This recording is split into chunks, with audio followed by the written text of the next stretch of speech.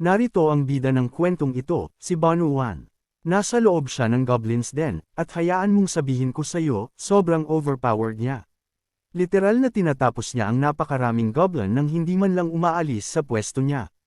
Ang ibang goblin sa paligid ay nagsisimula ng manginig sa takot habang pinapanood ang lalaking ito na walang pakundangang pinupuksa ang lahat sa daraanan niya. Isa sa mga takot na goblin ang nagtangkang tamaan siya gamit ang isang maliit na pana, pero mabilis itong napigil ng club niya na gumagalaw ng mag-isa. Mas lalo tuloy na takot ang mga goblin at nagsimulang umurong sa takot, pero malas para sa kanila, hindi sila makakatakas ng walang sugat. Biglang ginawang enchanted gun ni Banuan ang club niya, handang sunugin ang lahat ng goblin sa paligid. Oo, astig ang ganitong klase ng kapangyarihan, pero sandali lang, balikan natin ang pinagmula ni Banuan at alamin kung paano siya naging ganito kalakas.